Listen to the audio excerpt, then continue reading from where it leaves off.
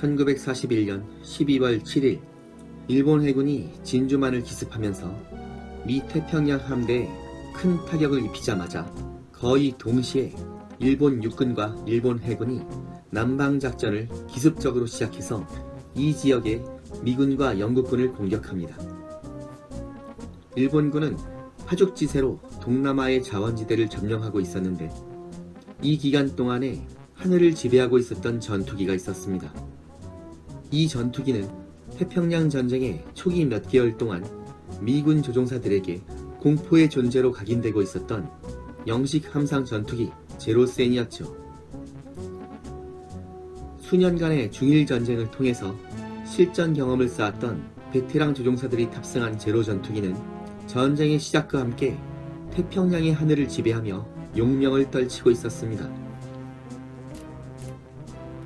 특히 남방작전에 투입된 약 200여 대의 제로 전투기 부대는 전쟁이 시작된 후에 약 3개월 정도의 짧은 기간 동안 무려 550여 대의 미영 연합군의 항공기들을 격추시키면서 놀라운 성과를 올리게 됩니다. 연합군 조종사들에게는 두려움의 대상이 되었죠.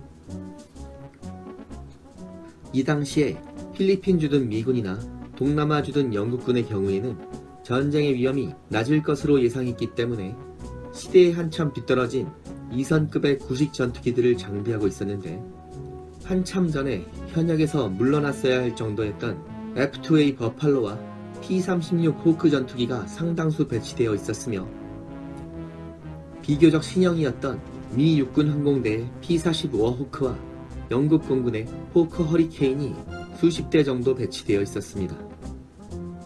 그런데 동남아 전선에는 미군과 영국군 모두 대부분 실전 경험이 거의 없는 신참 조종사들이 이런 전투기들을 조종하고 있었습니다. 남방작전 기간 동안에 일본군의 조직적인 기습 공격으로 인해서 대부분의 항공기지들이 선제 공습을 받게 되었으며 상당수의 전투기들은 날아오르지도 못하고 지상에서 격파됩니다. 그나마 간신히 날아오른 연합군 전투기들을 기다리고 있었던 것은 일본 해군이 자랑하고 있었던 제로 전투기였죠. 제로 전투기와 격투전에 휘말린 연합군 전투기들은 순식간에 제로에게 후방을 내어주었으며 총탄을 맞아 벌집이 되어 격추됩니다. 동남아 전선은 빠른 속도로 붕괴되었으며 제로 전투기의 명성은 하늘을 찌를 듯한 기세로 높아져 있었습니다.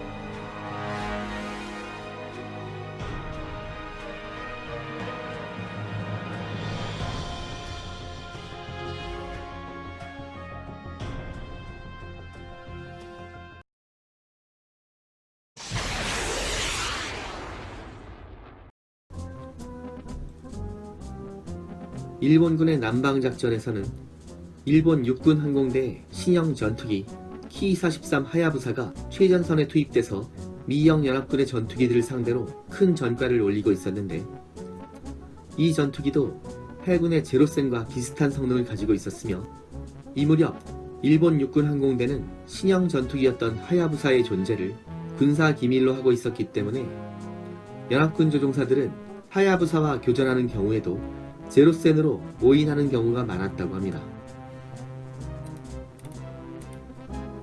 완전히 허를 찔린 진주만 기습 이후에 미 해군은 기술적으로는 몇 수 아래라고 얕보고 있었던 일본이 개발한 새로운 함재 전투기의 놀라운 성능에 깜짝 놀라게 되었으며 실전 부대 조종사들은 제로 전투기에 대한 상당히 과장된 소문에 직접적으로 노출되면서 공포감을 가지게 됩니다.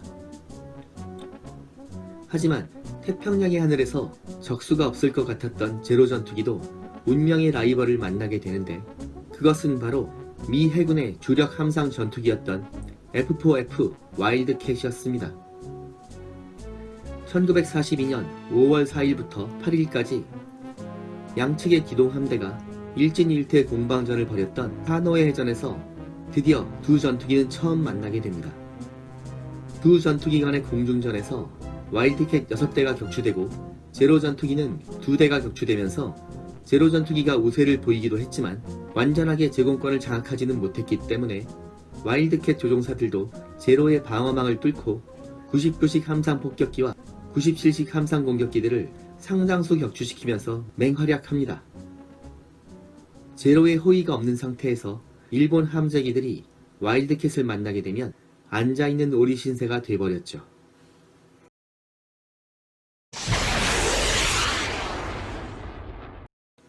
사노에 해전에서는 일본 측이 함재기 77대를 잃은 반면에 미 해군은 66대를 손실하면서 오히려 미 해군기들의 손실이 더 적었는데, 레이더의 관제를 받으며 요격을 걸어오는 와일드캣은 일본 함재기들에게는 굉장한 타격을 주었던 것입니다. 이 사노에 해전에서 제로와 교전했던 미 해군 전투 비행대대 지휘관들은 실전에서 경험한 제로 전투기의 강점과 약점에 대한 보고서를 작성하면서 나름대로의 대응 전술을 만들게 됩니다. 그들의 평가에 의하면 제로에 대한 소문이 상당히 과장되어 있으며 제로 전투기는 외계인이 만든 UFO가 아니며 와일드캣의 강점을 잘만 이용한다면 충분히 제로와 맞서 싸울 수 있다는 것이었죠. 제42 전투비행대대를 이끌고 전투에 참가했었던 제임스 플래틀리 소령은 제로 전투기의 격투전 성능이 굉장히 놀라운 것이기 때문에 와일드캣으로 제로를 잡으려면 우세한 고도를 먼저 확보한 후에 급강하면서 집중 사격해야 하며, 결과에 관계없이 격투전에 휘말리지 말고 급강하로 얻은 속도를 이용해서 그대로 이탈한 후에 구름 속으로 숨어야 한다는 전술 보고서를 작성합니다. 요크타운 소속의 제3 전투비행대대를 이끌고 있었던 존 타치 소령의 경우에도 와일드캣으로는 절대로 1대1의 격투전 승부를 고집해서는 안 된다고 주장했으며, 와일드캣 조종사들은 반드시 팀을 이루어 동료와의 협동 전술로 서로를 엄호하면서 제로를 잡아야 한다는 이른바 타치 위브 전술을 창안해서 부하들에게 훈련시키게 되었으며, 결국 이 전술은 미드웨이 해전에서 상당한 성과를 올리게 됩니다.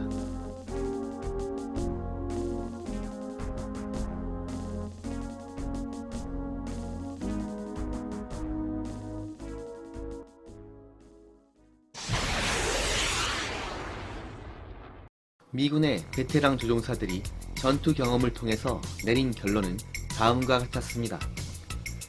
해면고도 300m 이상에서는 제로의 속도가 와일드캣보다 빠르다. 제로의 상승 한도가 더 높으며 항속거리도 더 긴 것으로 보인다. 전투 중의 강화 성능에서도 두 전투기는 대등한 것으로 보인다. 제로는 저속 상승력이 좋아서 제로를 따라 상승하는 것은 매우 위험하다. 와일드캣으로 제로와 공중전을 벌이는 경우에 1대1 근접 공중전으로 맞서는 것은 매우 불리하며 반드시 동료기와 협동 공격을 해야 한다. 이런 결과로 볼 때 제로 전투기의 성능은 대부분의 지표에서 와일드캣을 능가하고 있는 것으로 보였으며, 와일드캣 조종사들은 부족한 성능을 극복하기 위해서 높은 고도를 선점하고 있는 유리한 상황에서 전투를 벌이거나 반드시 2대 이상의 와일드캣이 협동 전술을 펼치도록 지시를 받게 됩니다. 하지만 실전에서는 유리한 상황만 있는 것이 아니기 때문에 와일드캣 조종사들이 제로와 교전하게 되면 매번 등골이 섬뜩해지는 아슬아슬한 공중전을 경험하게 됩니다. 제로의 성능은 일본의 항공 기술력을 낮게 평가하고 있었던 미군에게는 큰 충격이었으며 제로 전투기가 2000마력급의 고성능 엔진을 장착한 것이 아닌가 싶을 정도로 비행 성능이 뛰어났기 때문에 와일드캣 조종사들은 1200마력의 엔진을 장착하고 있는 와일드캣보다 뛰어난 성능의 새로운 전투기가 하루빨리 제작돼서 실전 부대에 배치되어야 한다고 목소리를 높이고 있었습니다. 하지만 이렇게 경험적으로 평가된 자료 말고는 제로 전투기에 대해서 제대로 된 정보가 없었으며 이 무렵까지는 제로 전투기의 숨겨진 약점들이 전혀 노출되지 않았던 시기였기 때문에 미군 조종사들은 고성능의 제로 전투기와 어떻게 맞서 싸울 것인지를 고민하면서 신경쇠약에 걸릴 지경이었습니다. 특히 전투 경험이 적은 신참 조종사들은 전투가 시작되기 전에 이미 공포에 질려 있을 정도였죠.